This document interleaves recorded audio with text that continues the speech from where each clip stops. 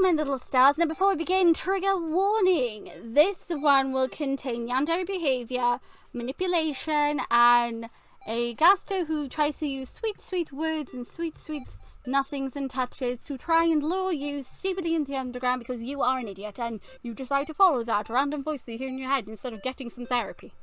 Because, yeah, literally your character stupidly decides to follow a voice that they hear rather than going to see a professional and get themselves checked out.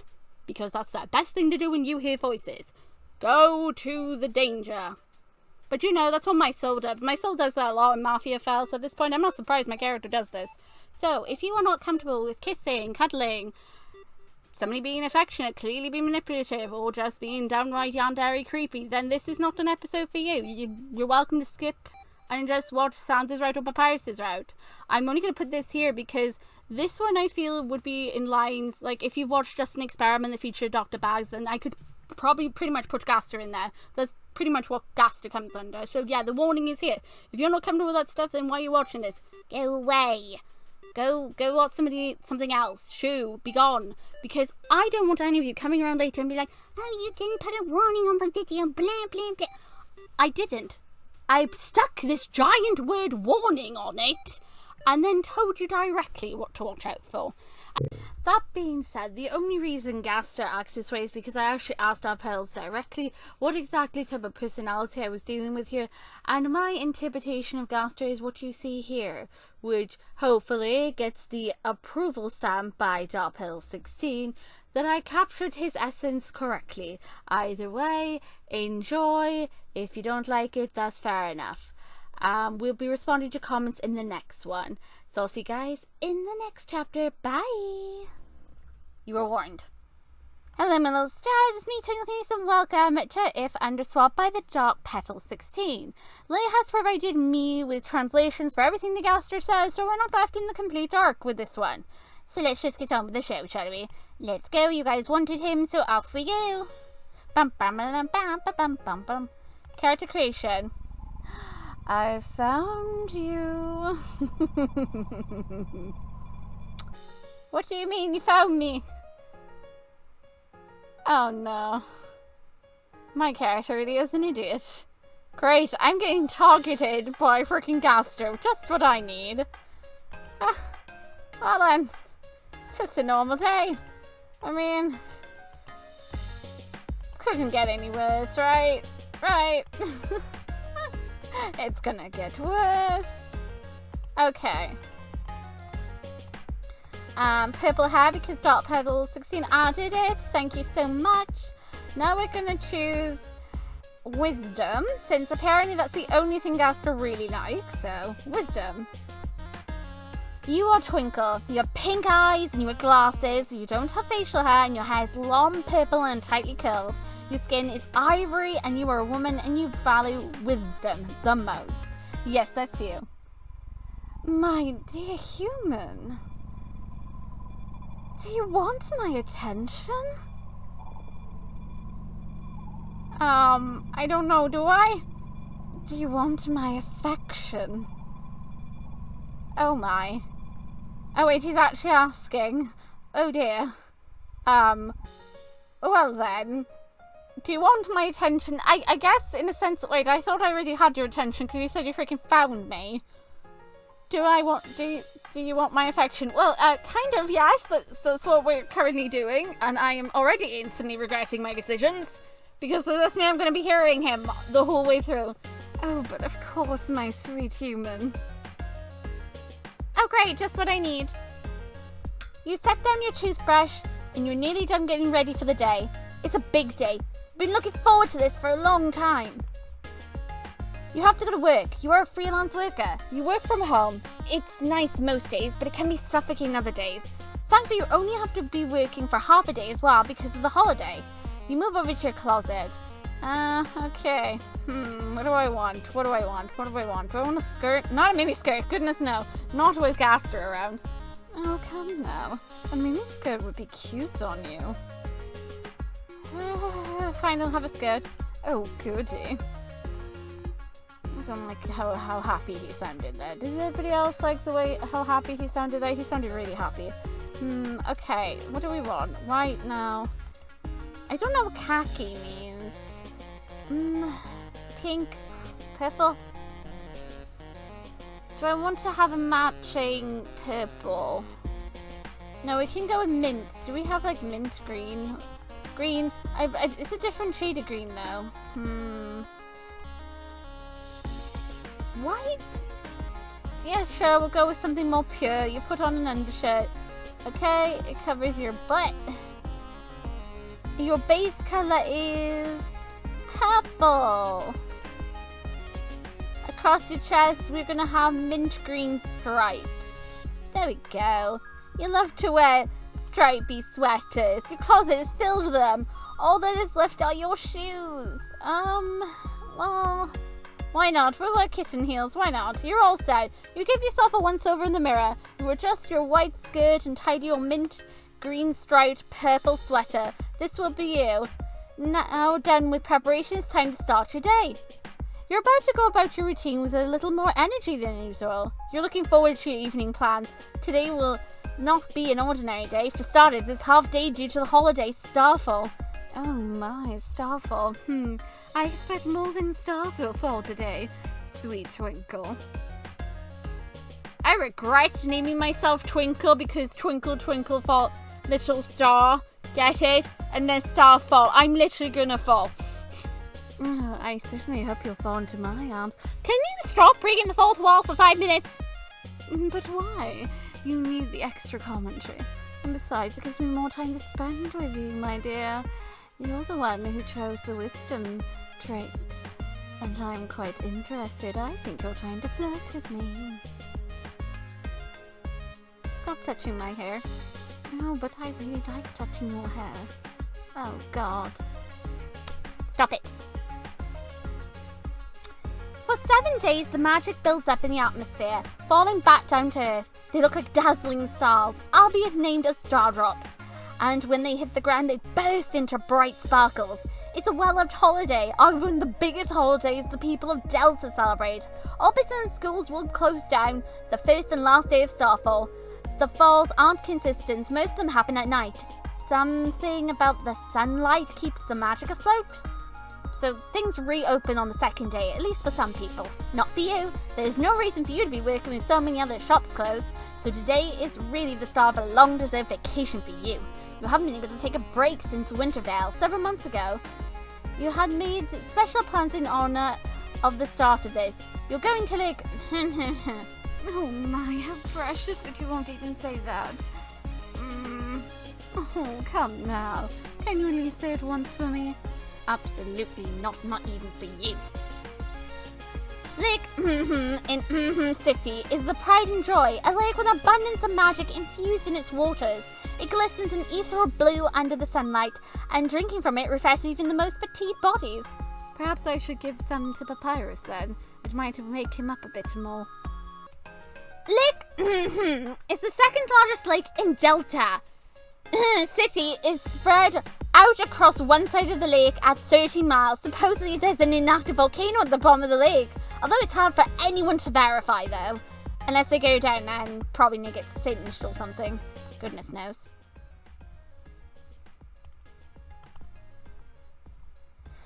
When you were younger, your school would take field trips to the lake. It was common to find many teenagers and adults hanging about its shores on the fair-weathered evenings. It holds many precious memories for you and other citizens. Many used to travel around the world to visit the lake. Even you can vividly recall a handful of magnificent hotels that were built at the lakeside. They were always full and bustling with tourists. The Magic Tower was set up centuries ago to specifically study the lake. It no longer does. 10 years ago, a group of mages from the tower vanished into the lake. Oh my, I wonder whatever could have happened to them. Yeah, I wonder. It probably has nothing to do with a certain voice of someone luring people in. I have no clue what you mean. Oh, you're so very cute when your accusations. Nah. Stop touching my nose. But I like to touch you. Don't. These weren't ordinary mages. Oh, they weren't. These were the elite, considered best of their peers. Oh, well, that's unfortunate for them. The group's leader was an archmage from the neighbouring country of Kirstri. Oh, really? Well, that's mildly interesting. The investigation into the lake was carefully planned for years and hotly covered by the media. These media were supposed to be capable of handling any unexpected or dangerous situation. They weren't prepared to handle something like me then. What was that? Nothing. I meant they weren't prepared, clearly. I mean, they vanished. Yeah, they disappeared without a trace. I wouldn't say without a trace. I'm sure if you look close enough, you'll be able to find some breadcrumbs. Indeed you will. Stop touching me. Oh, but you're so cute. Stop it. They weren't the first group to do it. No, and they certainly won't be the last. Many more have vanished into the lake, most commonly mages, but the tower intended for them to be victorious. And how did that go for them? Terrible. Nobody came back. Well, that's amusing. The magic generator of the lake is powerful and interferes with most readings. If someone swims too far down into the lake, they suddenly find themselves swimming back up to the surface with no idea why. Magic technology, none of it's been strong enough to peer into the depths of the lake. Their failures sparked fear. They could not even find their bodies, let alone an explanation for how a group of humanity's finest mages would vanish so silently. I wouldn't really say they vanished silently, far from it. They're actually quite loud. What do you mean? Spoilers, my dear, spoilers. Shh. Stop that. I'm the one doing the commentary. You just keep doing that, okay? I'll just keep watching over you. I preferred it when you weren't so involved. The tower officially announced the lake too dangerous to explore with their current level of knowledge. A massive fence was built around the lake to keep people out, and a warning was issued to the populace. As if that ever stopped people from being stupid and then gallivanting over the fence into the lake. If you disappear in the lake, no search parties will be sent after you. Oh, really? Well, that sounds very tempting and quite profitable for me. Why are you looking at me when I said that? It means if anything were to happen to you, no one would come looking. Now would they? Don't sound so smug and happy. It's too dangerous. The hotel was shut down, boats were hauled off. For years, the borders were even patrolled by the police to keep brave teenagers out. Brave, or should we call them stupid? So why are you still going? You feel a call from your heart. You need to go. Of course you do. How could you ever ignore me? Oh, God. It speaks to you in riddles and whispers, cold and hot all at once. I bring many feels to the table, I swear. Yet you cannot deny it. It is best if you go. You leave your home and raise your right hand over the doorknob. I'm going to turn it down a little bit. There you go. On the back of your hand, there's a special tattoo. It's unique, a rare invention made for someone like you. It's made of magical crystals, turned into dust and infused in magic-enriched ink. It is made in the shape of a heart, maybe? I don't know, butterfly, a moth. Like a moth to the flame, because we pretty much are a moth to the flame. We are literally being lured. Yes, my sweet little moth. I hate moths. I mean, there's an exception to some rules, but I'm okay with big fluffy moths. The other moths, not so much. I find them a little bit annoying. They're cute, but they're annoying. You place your hand over the door, and the insignia glows a dull mint green. Oh, mint green, I do love that colour. The colour of wisdom. Stop getting so happy over that. It's slightly alarming. Slightly or very. Oh, God. It tingles every time you use it. Click, the door is now locked. And judging by how small the glow was, you'll have to refuel your insignia soon. You're the only human alive with an ounce of magic, after all. Oh, my sweet little human, it's all right. I won't love you any less. But I find it quite endearing that you don't have much magic. Oh, any at all. I'll just have to be extra careful with you. and make sure that nothing happens to you. I'll be your magic. Oh God. Please stop talking now. Oh, but why? Stop hugging me! No. Most of humanity is born with some magic. It's ingrained in everything humanity does. Magic is required to lock doors, use phones, and even flush public toilets. Seriously, people could do with, like, providing at least some facilities that don't require magic. It doesn't take much magic to do those things. Most humans only have enough magic to interact with day-to-day technology. A small portion of humanity has an excessive amount of magic that they can learn how to do more with. Cast spells, for example, and even tinier portions of humans are born with so little they require magic tools to go about their lives. The insignia in the back of your hand is mandatory for you to go about your day. The magic crystal inside the ink retains magic and will activate when your palm touches something else. You, lovely you, are the only living human to have no magic. Oh my, yes, you, lovely you. Why are you touching me again? I just want to give you some comfort. It's alright. It's fine for you not to have magic. As I said, you have me. Oh God. We're still in the prologue over here. I'm sorry, I just have so much to say and so much to do and... Every month or so you have to make a trip to a magic tower and get your insignia recharged. You never want to run out of magic. When you were young, your crystal fizzled out at a restaurant. You went to the restroom and the door locked shut behind you when it ran out. You didn't even have enough energy to flush, let alone use your phone or unlock the door. You had to wait for someone else to come by to let you out.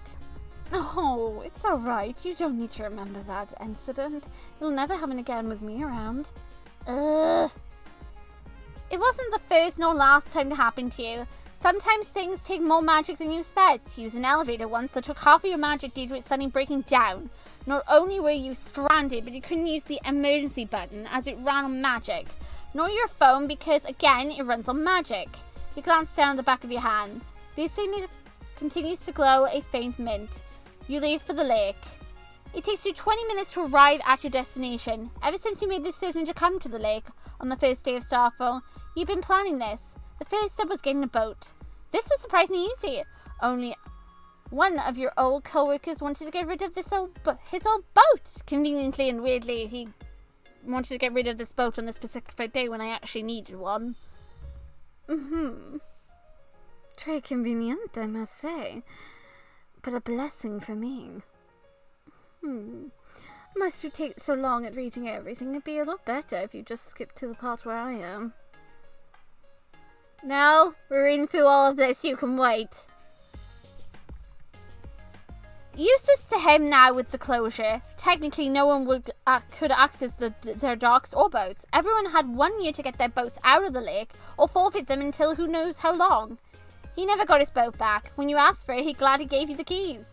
The next part was getting fuel. The boat ran on magic, far more than you could even reasonably supply, so you had to purchase pre-charged magic crystal. Later, lastly, your dinner. You pack your favorite... I don't know. Chocolate cake. I don't know. Maybe I'll get hungry for sweet things. Once you reach the lake, you climb over the fence and follow the path into the lakeside. You had a good idea where the dock was. He was very descriptive, despite not having gone to the lake in several years, and you find it without issue. There she is! The dock has half rotted away, the magic water eroding the wood to a soggy mess. It looks one strong wave away from falling apart. You'll have to be careful. You're mindful of your step as you cross the dock. The boat attached has held up well. It's a small one-person boat only ever intended for a short fishing trip. You get on the boat. You climb on the boat and replace the magic crystal in the engine with the charged one you brought. You place the key inside and turn it on. The boat hums to life. Excellent! Time to figure out how to drive this thing. You attempt to put it in reverse. You back it up on the rock on the shore. Oh dear. Biscuits! You put it into drive and shoot off into the lake with much more speed than you anticipated. Careful, we wouldn't want you to get hurt. You're so far from me. Thankfully, no one is on the lake. for you to accidentally run into, and the blue waters are very deep with no rocks near the surface. You're off to the center of the lake. You did it! You're doing it! You're really going to see a starfall in the middle of the lake. Your heart thumps happily in your chest. Excitement makes you smirk, beam, grin, smile. You know, a beam. It takes you 15 minutes of driving until you're far out enough that the city is but a distant image. You turn off the boat. It gently sways with the waves. The sun has already begun to set, and it's nearly time. You make yourself comfortable. You sit on top of the bow and stretch out your legs. You lean back on your palms to look up at the darkening sky. My, we could sit watching that together. Oh God, what are you doing back here? I'm sorry. You just said that it was almost time, so you looked a bit lonely, so I thought I'd come and join you. Oh God. The sunset has painted it in an orange hue that gradually fades to purple and indigo. Stars twinkle above you, their light enchanted by the magic in the atmosphere. It reminds me a lot of you, Twinkle. I honestly can't wait for you to come and visit me. Minutes tick by as you patiently wait for the sun to go down. Twilight begins. Where are you putting your hands? Around your waist, my dear. I wouldn't want you falling off the boat just yet. You see the first star drop fall from the sky, a brilliant glimmer of light, and that is rapidly followed by several more. They twinkle in the sky before they fall to the ground. One falls in the lake, and the moment it touches the surface water, it bursts into a kaleidoscope of mint green sparkles. Oh, I do love that color. The color of wisdom. The color of your precious soul, my dear. Wow, it's amazing. Minus somebody right now. Stop touching my arm. Oh, but I like it. You're so soft and smooth. Each magic that falls onto the lake illuminates the water. So enraptured in the view, you barely notice that it's also causing the boat to rock. A star drop descends directly to you. It won't hurt you to catch. No one's ever been hurt by falling magic. It's either passively absorbed or clings to your skin like glare for a couple of days. You stretch out your hand. The star drops burst into light as soon as it touches your palm, its vibrancy momentarily blinding you. You can feel the waves crash against the boat, swaying you. You blink away the dots. Dozens upon dozens of star drops rain from the sky, each a different color. They come and increase in frequency. Every moment one lands on the water, you are momentarily blinded by their bright hue. You flinch, forced to keep your eyes closed as the boat rocks violently. You are blinded by the magic just as the boat suddenly rocks violently. You desperately try to grab on the edge, but the motion is too much of a sudden jerk and you're thrown off into the water. Over the edge and into the water. With enough force, your head hits the surface with a resonating splat. You rapidly descend into the water, too disoriented to tell what is up and down. You open your eyes in the water and are immediately blinded by dozens or more star drops pelting the water's surface. You have to reflex and close your eyes, the pain of being blinded too great. There's a tug in your chest. Come to me. Come here, my darling. It's a sudden pull on your entire body as you are yanked in one direction, with enough of a startling motion that rips the air you had been desperately holding. You're being dragged by an unseenable force. I'm kind of done waiting, so let's get on with it. Your entire body tumbles, twists, turns, and somersaults like a ragdoll in water, and you are blinded, out of breath, and struggling to keep conscious. Then, all goes black. Come find me, my dear. Long ago, two races ruled over Earth, humans and monsters. One day, war broke out between the two races. Yes, who cares? Can we just skip over this already? I'd rather just get to the juicy parts with me. Can you calm down? Can someone please take him? Sans, can you please deal with your brother? Come along, brother. We've got to go somewhere else for now. Oh, but wait for me. I will return. I will find a way to get past my brother, and I will be right back.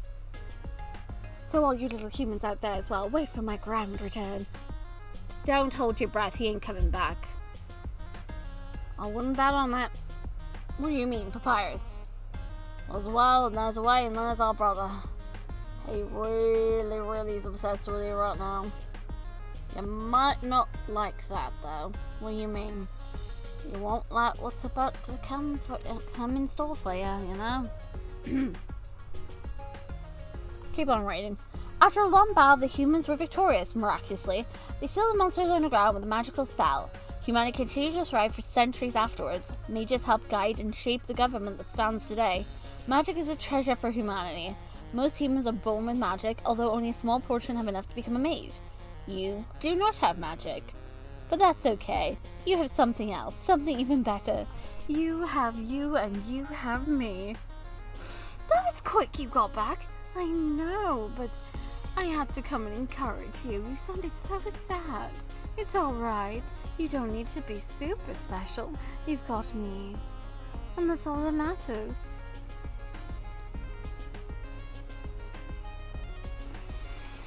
Moving on. You have you. Twinkle. Level 1. Crystal Caverns. You blearily open your pink eyes. You're alive? You're alive! Your Brundley sit up straight. The movement is too sudden, and at once you feel a rush of dizziness. Careful now. Don't get up too fast. You might hurt yourself. You blink away the dots, and you reach up to touch your face. You feel your cheek. You pull your cheeks apart. It stings. But you're alive. You've really survived all that. You're amazing. How? You could not have survived that. You should be dead. How are you still alive? I wonder indeed, how possibly could you be alive, little human? Did you have something to do with this? Actually, don't answer. Oh, but if I did, then you'd be indebted to me. Nope. More than life, you feel great, energized even. You stand up and take a look at your surroundings. You've awoken in a bed of large flowers, a vivid variety of yellow, blue, and white.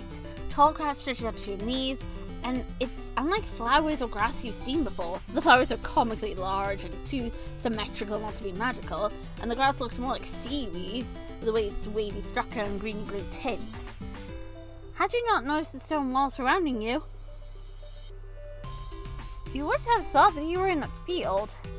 Cave walls have boxed you in. They stretch up high and are bumpy, with many rocks and glittery crystals sticking out. Oh gosh, I love crystals. You glance up. Wow, the ceiling is filled with holes, and in each hole you can see water sloshing. It's held by an invisible barrier. Its soft water is churning a lap against it. The cave ceilings, like its walls, have many rocks and crystals jutting out from it. They glitter and glisten, each projecting their own light. Wait, those aren't ordinary crystals. They're some magic crystals. Indeed they are. But you know, their light shines pretty dull compared to you. Smooth, but not now. One of the most valuable resources in the entire world, and this whole cabin is filled with them. What a beautiful sight. Where are you? Where are you?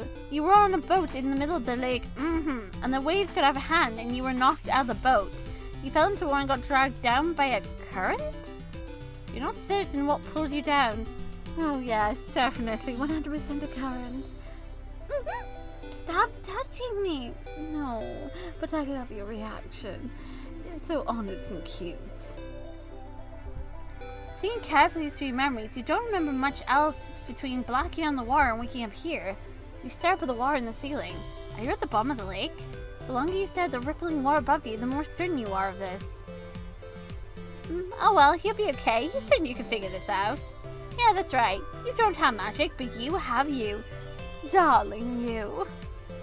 And you are enough. You can do this. Not to mention, you also have me.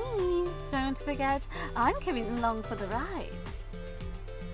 Oh, don't remind me. Oh, no. No need to frown. Why don't you turn that frown upside down? You're so much cuter when you smile. You nod to yourself. Your bright peony-colored eyes immediately notice an opening at the far end of the cave. You continue to look around. There's two openings, one on the far right of you and the other on the far left. When lost in a maze, you're supposed to go left, right? You take the second path on the left. You look down the path. It's not very long and it leads to a small cavern where you see a lot of what what looks like seaweed-like grass. Out pops the flower. Oh, wonderful. If he does anything, he'll be the first on my hit list. What was that? Nothing, my dear. Worry not. Be sure to turn down the volume. After all, I'm quite soft-spoken, and you wouldn't want to miss me speaking now, would you, darling? Stop calling me darling. Out pops a flower. This is a strange flower. It comes up to your knee and has big yellow petals and a face in the center of it. Its black eyes stare up at you, and it smiles. In a stuttering, sweet voice, it speaks to you. Howdy, I'm Flowey, Flowey the flower. I haven't seen you before. Are you new here? You nod, relaxing. Maybe this flower can help you. No, my dear, be careful of talking flowers.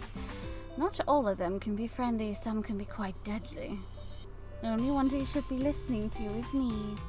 Only my voice. Okay, you cool it. Cool your jets. We're still at the start. Oh my gosh, you're already getting triggered again. Oh. But I hate waiting. I want to just get into it with you. You haven't seen a talking flower before, but on TV you've seen mages enchant inanimate objects talk. A few years ago, talking mirrors were very popular as well. Is that a reference to mafiafell? Golly, you must be so confused. Let me be the first to welcome you to Underground. Someone ought to teach you how things work around here. She technically doesn't need your help. She has me. She only needs me. Wretched flower. I guess little old me will have to do. Flowey continues. The flower gently sways side to side as he sweetly speaks. That would be kind of him. I highly doubt kind should be the word. You're just grumpy because I at least get to pop up first. Haha, suck on that, Gaster. Oh, so you can hear me. I was just chosen to ignore you. To me, you're inferior. Oh, would you like to say that to my face? Boys! He started it. Huh, whatever. His smile widens. Ready? You confirm that you are. Here we go. Your chest starts to burn. A mint green heart shines to life in the front of your chest. See that heart? Flowey asks you. This is your soul, the very accumulation of your being. Don't you dare touch her soul. Stay out of this, old man. Your eyes widen.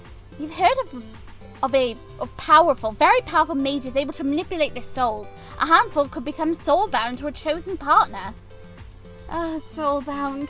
Doesn't that sound quite tempting, my dear? Why are you caressing my back again? Because I like to touch you. Can you not touch me just randomly? I'm reading. Oh, all right. The sooner I read through this passage, the sooner we get to a part with you.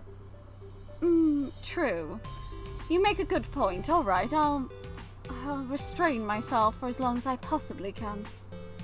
How can you, a magicless human, see your own soul? That should be impossible. Nothing's impossible with you, my dear. I thought you said you were going to restrain yourself. I was, but then we were talking about you. I really couldn't help it. Yet, as you say, you know in the depths of your heart that what the flower has said is true. This is your soul. It glows with that familiar mint green that you see shining on the insignia with each use. It thrums and beats in tandem with your heart. It hovers a small distance from you. Your soul starts off weak, but if you gain a lot of LV, it will become stronger. What's LV for? What does it stand for, I hear you ask? Why, love, of course. You want some love, don't you? She does, but not from you, you wretched, vile little flower. Are you the one talking right now? You're not, so stay on my seat. Stop butting it. I'll get a restraining order on you. A restraining order will do nothing with me. You beam. You'd love some. How nice of him to offer. I'll share some with you then. Wink. He winks at you and playfully sticks out his tongue. I will rip your tongue out, little flower. I'm just going to pretend that you're not there. White seeds are conjoined into the air around Flowey. They hover and spin no bigger than a pinky nail. Down here, love is shared with through little white friendliness pellets. Flowey asks you, are you ready? The seeds slowly move closer to your soul. Move around and get as many as you can. You stupid human. You take a step closer, letting the pellets hit your soul. Pain. It's unlike anything you've experienced before. You've been pricked by a needle, burned by something hot, gotten your finger frostbitten.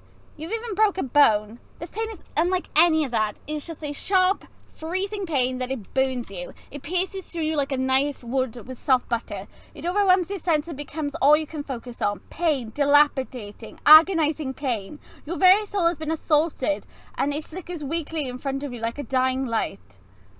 The flower's face morphs into a wicked grin. You idiot, in this world is kill or be killed. Why would anyone pass an opportunity like this? Hundreds of pellets are formed around you. Die! Flowey starts to laugh as the pellets start to close in on you. There's no way you can avoid them. Your pain vanishes, and your soul is no longer dangerously fading in and out of existence. The pellets disappear, much to Flowey's confusion first, then anger. A ball of fire suddenly appears and roasts the little flower, but luckily, he gets away. Someone new steps into the frame. He's not human. This person is an anthropomorphic goat with white fur, large horns, and floppy ears. He has a head of golden hair and a bushy beard. He wears a black sweater vest with an odd design on the front. Underneath that is a long-sleeve white tunic, shirt, and dark purple pants. A monster? A monster! Monsters, really? Monsters did not exist anymore. Oh, you say that yet you've been hearing my beautiful voice all this time. Can you cut that out? But I don't want to. Besides, I really don't like you spending all this time with all these different monsters. You have me. You don't need anybody else. No, come to me, my darling. Are you touching me again? Maybe. Oh my god, you're so handsy.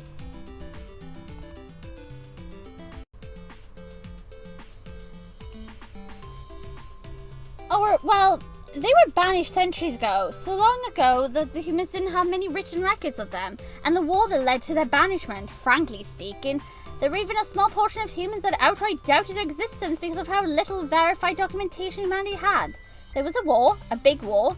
This was resulted in dozens of lost kingdoms and even sunk an entire city, Atlantis, until the monsters were sealed. It's difficult to correlate what you are seeing with what, but he must be a monster. For what else could he be? I told you, he could be just someone in a cosplay outfit. Surely cosplays exist in your world, right? Humans do not have horns, nor a snout, nor floppy ears. Some humans could be hairy, but not that hairy. Furthermore, if you consider the previous encounter, the flower was likely a monster as well. The monster gives you a pitiful look, and you notice he's carrying a watering can. What a terrible creature, torturing such a poor, innocent soul. Innocent youth. Youth? Oh, do not be afraid, dear child. I'm Asgore, caretaker of the Crystal Caverns. I water the plants around here, says Asgore. Child? He thinks you're a child? You're not a child. Although people do regularly mistake you for being much younger than you are. You're just the right size, if I'm honest, for me. I can't wait to hold you in my arms. Can you stop hugging me? Oh, but I like touching you. I've already established that many times. Stop it. But none of the other Gasters were this clingy. I beg to differ. Indeed, I too would say that we are a bit more clingy, just in different ways. You're starting to wish you came back to me in Underfell, aren't you now? Oh god, you two get out of here. It's bad enough I've got this one. I don't need you two popping up again. My home is not far from here. You may rest there if you wish, he kindly offers. That is generous. Your soul faded away from the view. Well, the first monster wasn't very, kind. You have a good feeling about this one. You want to trust him. You're happy to tell Asgore you'll accept his help. Asgore smiles. Very well. He extends a hand out to you and accept his hand. His fur is soft. He takes your hand and starts to tug you along. Oh, his fur is surprisingly soft, is it? You know, my bones are quite smooth. I can tell you, it feels a lot better than fur. Are you getting jealous? Maybe. But you're mine, so I have no reason to get jealous.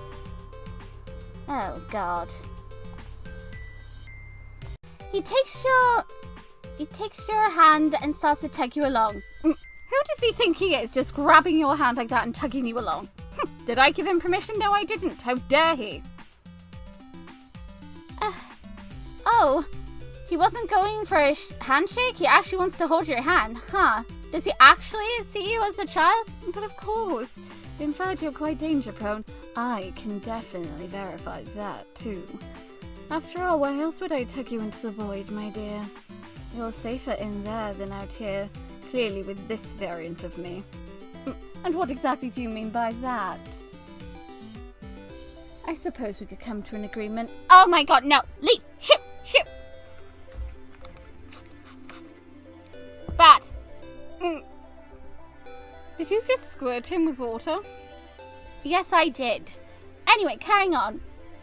You asked Asgore how old he thinks you are. A child, he says. Very young. Are you not? No. Why does he think that? He blinks in surprise you. Oh, truly? Truly, you're an adult. But you're magic. You don't have magic. Oh, it's alright. It's okay. I know you don't. Oh, my sweet little human. Stop patronizing me. Also, stop petting my head. He stops walking at that. The monster turns to face you, his eyes significantly wide. You do not have magic? That is correct. How is that? Asgore's black eyes look up and down. Are you okay? He's like, oh no, did something happen? Oh gosh, did the flower do something? Do I need to get you medical attention? His earnestly concerned tone makes you smile. It's not the first time someone asked you that when they found out about your condition. Okay, so I'm going to skip over some parts and include some others. Don't worry, I have an idea of how to structure this just so that we get through this. Don't worry, Gaster, we will not skip over anything of you. Oh, wonderful. Does that mean we're skipping over the bunnies? Yes, we'll skip over the bunnies for you. Oh, goody. I'm happy now. Hee. Skipping forward a little bit, I of course travelled through the crystal caverns with none other than Papa Asgore. He invited me to his home where I proceeded to eat the most delicious, golden, lovely pie.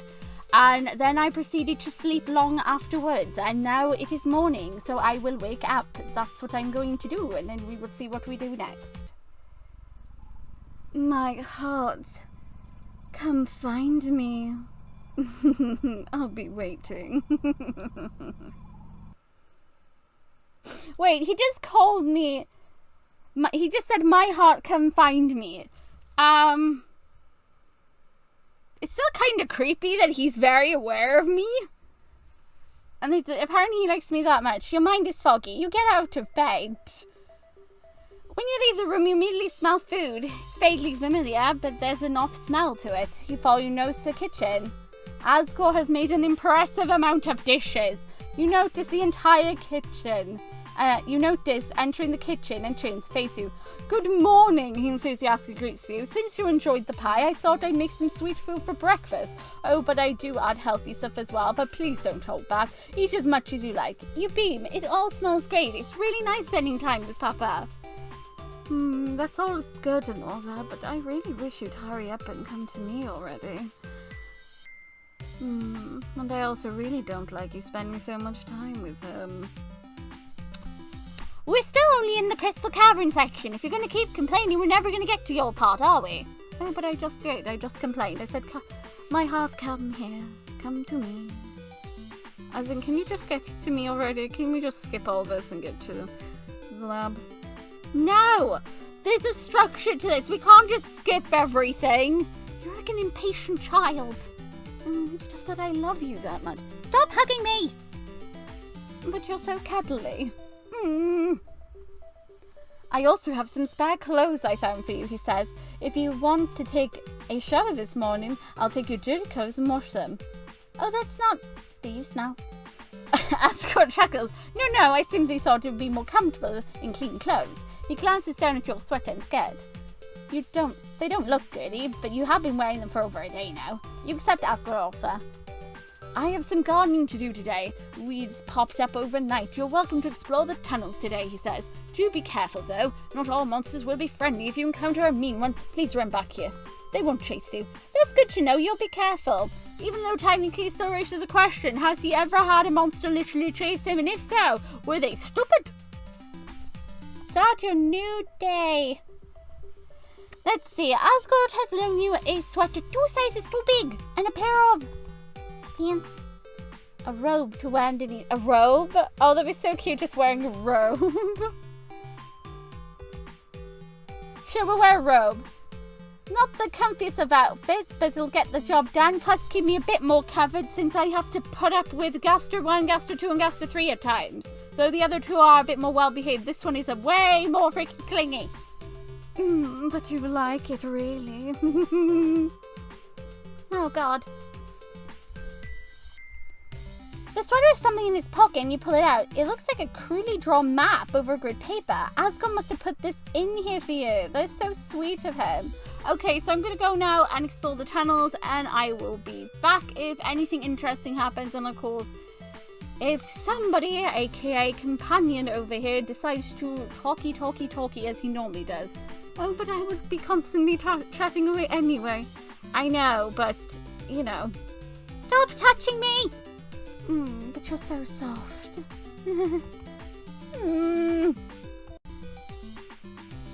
This is the room where you met Flowey for the first time. You see Flowey? No, why must you go and see Flowey?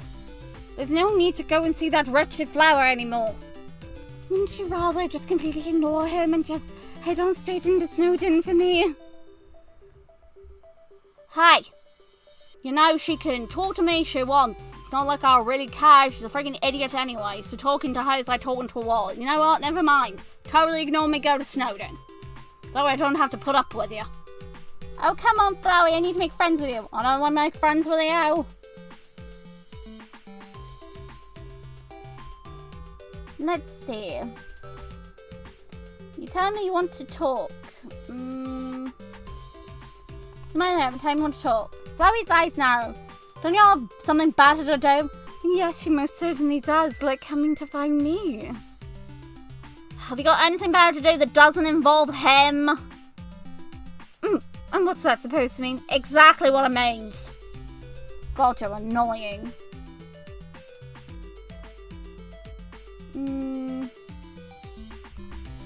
Ask him if he's okay. Flowey stares at you for several seconds. Did you fall and hit your head again? He asks you. No. Then why would you ask me that? He demands. Asgore attacked Flowey, didn't he? With a fireball, no less. That must have hurt. Oh, I get it. You want to know if I'm in pain, right? Flowey mocks you. You know, it's not going to kill you to be a little bit nicer. You insist you're asking out of concern, not mockery. Right, sure. Oh, I'd totally be asking just out of pure mockery, because you totally deserve it. Oh, shut up, you other weird, creepy... I can't call you a smiley trash bag.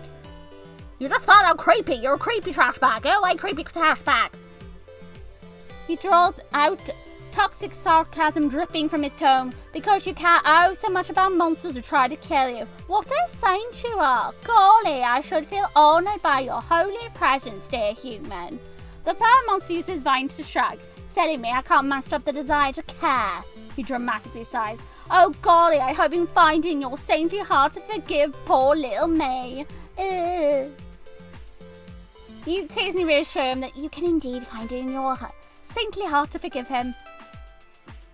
Flowey rolls his eyes. His fake smile back in place as he subsequently says, thank goodness I was ready to lose sleep at night over it. Oh my, look at you, so kind, so sweet. It's absolutely adorable, even if he doesn't deserve it. Hi! So, this is not even just seeing go away, Gaster. You're happy to help, and you're going to just happily ignore what's going on behind the scenes. Ugh, you're such a saint, it's gross. At least you have opposable thumbs. Rude, says Flowey. Oh, nice going, nice burn there, little human. My sweet Twinkle. Why are you caressing me again? You know what? I can stick around. I like the fact you're suffering. Oh, shut up, Flowey. So it's attacking someone. It had to be done, says Flowey, uses vine to shrug again. That's the way the world works. Asgore disagrees. He's an relic. Most of the monsters here are weak and spineless, says Flowey. You leave this cavern, you'll face a lot worse than me. There's mortars underground? Chloe scoffs. You think most monsters live in burrowed holes? You don't know what to think. You don't want to have a preconceived notion. Humph! Flowey looks away from you. Since I'm such a nice monster, I'll kindly give you some information. The underground's an entire kingdom. Asgore keeps watch over these caverns because the monsters here are too weak to hunt the environment of the other areas. What are the other areas like? Why don't you go find out and stop asking me like a bazillion questions? Chloe's smile turns into a grin. I bet it'd be so much fun. Fun for the both of you? Sorry, else. Fun for me, at least. Oh, and fun for me, because once you get outside, you'll be that step closer to me. You know what? Never mind. Please don't come near me if he's going to be with you. Sally, I promise next time I come and see you, I won't bring him. Oh, she won't have much of a choice. I go where I please and do what I will. Besides, you do want to see more of this place. Who knows? You might enjoy yourself. And you know you have to eventually consider how exactly you're going to get home. Oh, trust me. You won't need to even consider that for a moment, my dear. What's that supposed to mean? Nothing. Carry on. Good. Enjoy yourself, Twinkle, says Flowey. He burrows underground and disappears from view. You're alone now. Wait a minute. He actually called me Twinkle. I'm really happy with him. At least he didn't call me something... At least he was nice about it. Okay, so I'll be right back. I'm just going to go explore a bit more and then I'll be right back. So while, of course, exploring after bumping into Flowey, we've now come to this area. Green and yellow crystals glitter on the floor and the sides of these walls. There is a long tunnel and there's another path on the side. Or you can keep going forward.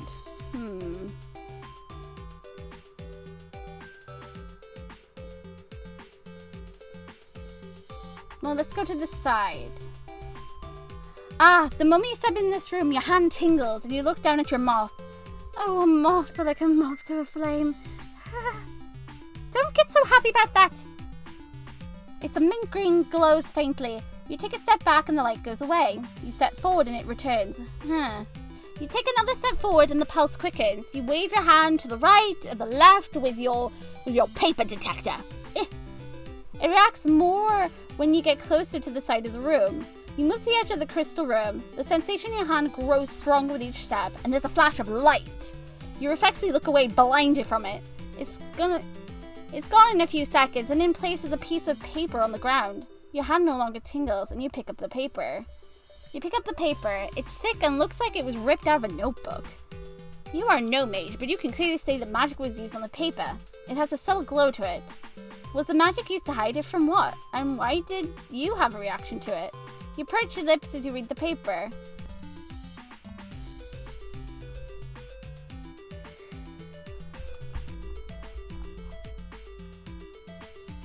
Day something on the 15th. Archmage Dion should have told us the truth before we left. We are not prepared for this fight. He won't listen. He doesn't care. He only wants to silence the voice. I wonder who the voice could be. Oh, I wonder indeed who that could be. Why are you leaning closer? I'm just going to say, snuggled up right beside you. I enjoy your reactions.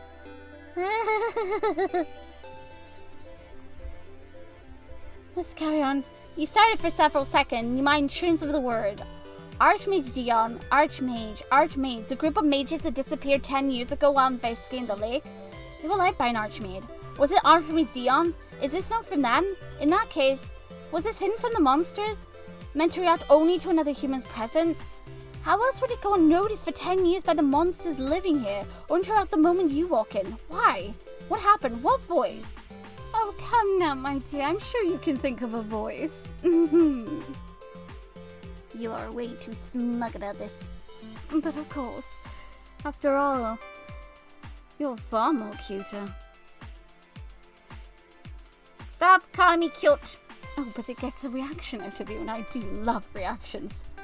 You won't stall questions by standing around and pondering. You carefully fold the note up. You'll keep it in your sweater pocket once you get back to Asgore's house. There's nothing else to do in this room. Okay, so we will be back. Okay, so now we've done with our exploring, let's return to Asgore's house. Gosh, you're starving. Where's the time gone? Ugh. Alright, when you return to Asgore's home, your stomach is rumbling. Asgore opens his front door as you approach. He beams at you. Twinkle, there you are. I was about to go looking for you. I have dinner made. Would you care to join me? That sounds great. You join Asgore for dinner. The fireplace crackles to life. The entire home smells of homemade food that makes your mouth water. I hope you didn't run into any trouble while you were exploring the caverns, says Asgore. Nothing you couldn't handle. That's wonderful to hear. He says, did you have fun? You beam. Yes, you got a candle. And you enjoyed walking around. This whole area is something straight of a fantasy. You can scarcely believe there are so many magical crystals here. This environment is brutally suited to grow them, he says. Do crystals grow all over the underground? No, answers Asgore's chuckles. Of course they grow in some parts, but not like here. You giggle. The pun caught you off guard. You love puns. Asgore's dark eyes are filled with warmth. The two of you start to eat. Asgore has a large variety of food. The more you eat, the more you feel a tingle in the back of your mouth. It's not unpleasant, although it is notable enough that you can't ignore it. Asgore must have noticed your expression because he asks, what's wrong? You mentioned the tingly sensation. Ah, that must be the magic, he says. All the food here is made with magic. Magic is completely absorbed by the body, so its process is different. Even though you don't have magic, it should convert to energy, he says. I have not encountered someone with your situation, so I cannot be certain. Ah, you ate the pie without issue. This should be fine. You finish dinner and feel completely full. As you help Asgore clean up the plate, you consider what you're going to do tomorrow. It's time to think about what to do long term. You ask Asgore if he knows any way to return to the surface. He frowns. Yes. How? In the castle garden, there's a staircase that leads to the surface. He sets down his fork. Humans may leave, monsters may not. Humans can leave? How does he know? Asgore begins with a deep breath. Had a human child, many, many years ago. They could cross the barrier frequently and come back with small things they found. You were about to ask if you can meet this child when you realize he said the word had, past tense. The goat monster looks away from you, great cloud in his eyes, and he quickly asks if there's any other humans in the underground. Not that I'm aware of, he says as he looks back at you. You are the first human I've met since my child passed. That was many years ago. You think of the numerous disappearances around the lake. Is it possible a lot of them drowned? Oh, yes, drowned. We'll just call it that, drowned. You're way too smug again! You just touch my spine! Yes. It's also possible they end up in a different area of the underground. I hope not. Imagine if they all just happen to fall into Hotland, aka where the frickin' lab is. Oh, wouldn't that be one? That would be so tragically unfortunate, wouldn't it? For them just to land right at someone's doorstep. Oh my. You're smiling again. It's kind of cute. You just said it was cute. No, I didn't. Yes, you did. It is wonderful that Asgore to open his home to you, but do you really want to stay here indefinitely? Well, now you have a choice. Do you want to stay in the crystal caverns or leave and then come to me? A choice between staying with Papa Asgore in the safety of the crystal caverns with all the crystals only having to deal with Flowey, or heading out there and having to possibly deal with you? Yeah, you don't want to leave the crystal caverns, forget it. No. No. Absolutely, no. The fact that you think you have a choice in the matter, that's hilarious. You don't get a choice, my dear. There is only one answer. You are coming to me whether you want to or not. It's a little scary. And you're very adorable and stupid. But it's very charming. Hey!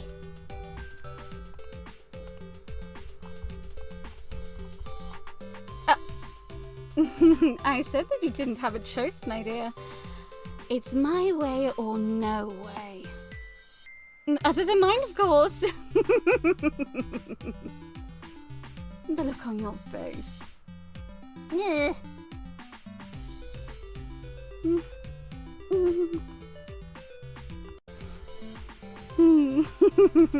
In fact, I'm growing even more excited at the idea of you coming to see me. I honestly can't wait for you to arrive at Hotland. Right to my doorstep. I think we should probably continue on with the story now, right? Don't let me keep you waiting, my dear, since you're keeping me waiting. Now don't make any more decisions, otherwise I will happily take control again. Yes, sir. Such a good girl listening to me. I'm very proud of you.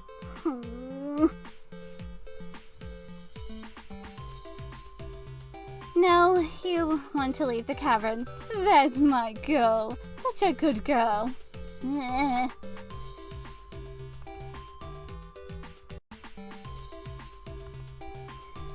You understand that the monsters outside this cavern, they will attack you, Asgore says softly. Yes. You remember what he said about the Queen's order? You wish to leave regardless. Yes. Something's calling to you. Indeed it is, like a moth to a flame. Asgore looks down at the soapy dishes he's washing. Very well, you are not a child. You're an adult who can make your own decisions. You beam. Your clothes are clean, he says, but I hope you will wait to leave until tomorrow morning, if that is okay with him. Yes, I would hate for you to start your journey in the dark, Asgore resumes washing. And do you know, you are always welcome to come back. My home is open to you.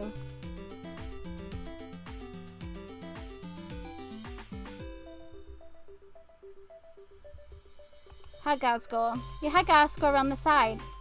The goat monster startles and he lets out a chuckle. He shifts around to hug you tightly. You cheerfully assure him you'll be okay and you'll definitely see him again. His gaze is warm and gentle. I want to believe you. So do. He laughs. Come morning, it's time to leave. You're back in your white skirt and sweater and are ready to face the day ahead. Asgore guides you through his house and out the back door. At the very back end of the cavern, there's a large blue door. He says, this door separates the crystal caverns from Snowdin Forest. Asgore pauses. You'll have to cross multiple areas in the underground to reach the castle. His expression clouds. It will be dangerous. You understand. His smile looks pain. This is for you, he says, pulling out a mint green scarf. I've enchanted it to help you. Oh, so the scarf is based on the colour of the stripe. Oh, that's so cute. I didn't realise. I was like so confused why my scarf was black in the other run through. It's because I need the stripes black. Oh, look at you getting so excited when you realise something. You're just adorable. Stop squishing my cheek. You're literally smushing my cheek. Stop it. Your enthusiasm and excitement, it's endearing. Your eyes widen. You accept the scarf and wrap it around your neck. It's very long and it goes past your butt. Monsters use magic to regulate our body temperature, Asgore begins to explain, so many of our homes do not have extra protection from the environment. This scarf will protect you from some of the more extreme areas. That's nice of him to do this. You immediately go to hug him again, and Asgore accepts your embrace tightly. He gently pats your back. Please be safe, he whispers. You will. You leave the crystal caverns. Oh my goodness. Oh goody, we're finally at the end of the chapter. This is wonderful. Another step closer to me. I'll be waiting, and do not attempt to pull that shenanigans you did at Asgore's house again. Otherwise, I might get very cross at you. Right, got it. Behave or else. Understood.